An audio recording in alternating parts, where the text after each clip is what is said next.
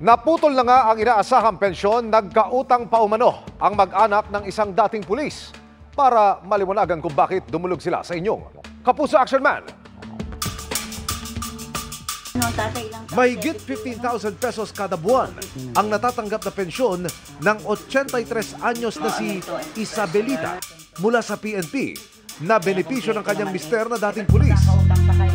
Pero Hunyo ng nakaraang taon, bigla raw itong nahinto.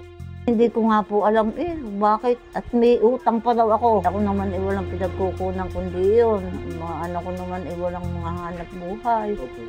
Ay di, awa na naman ninyo, tulungan ninyo ako.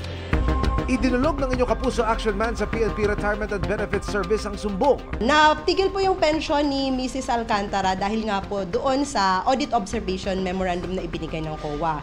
So, sa mga verification po ng records natin, nagkaroon po ng checking ng available records at napag-alaman natin at nakita na less than 20 years of service talaga ang naibigay ng kanyang principal retiree. Nakapag-render lang po siya ng 19 years, 2 months at saka 12 days na serbisyo. Pero masasabi po ba natin na walang kasalanan yung beneficiaryo na siya ho'y nabigyan ng pension ng PRBS since kayo po ang nag-release in the first place?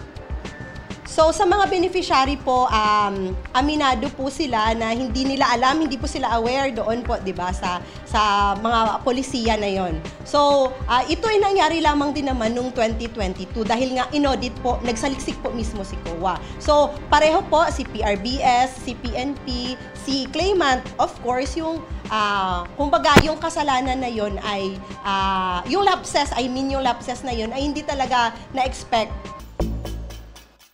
Ayon sa PRBS, para makatanggap ng pensyon ng isang pulis, kailangan nanilbigan siya sa serbisyo ng hindi bababa sa 20 taon.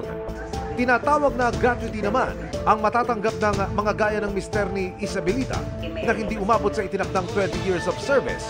Sa kabila nito, may apela sila sa Department of Justice para sa mga apektadong pensioner. Nilapit po natin sa DOJ, Department of Justice, through the NAPOLCOM kasi under po yung PNP ng NAPOLCOM. So, seeking clarification kung ano ba talaga yung entitlement ng ating mga PNP retirees, INP retirees. We are hoping and praying na ma-approve po, in favor po sa inyo yung magiging hatol ng ating DOJ. May paglilinaw din sila hinggil sa pagbabayad ng overpayment. Kung ano po yung payment terms na kaya po ng ating pensioners, yun pong ilalagay sa authority to deduct niya. Kailangan ding hintayin muna ang ipapadalang demand letter ng PRBS bago gumulong ang pagbabayad ng sobrang natanggap na pensyon. Sa ngayon ay nalinawan na si Isabelita. Tututukan ho namin ang sumbong na yan. Para sa inyong mga sumbong, ipadala lamang sa Kapuso Action Man Facebook page. Dahil sa anumang reklamo, pang-abuso o katulian, tiyak may katapat na aksyon sa inyong Kapuso Action Man.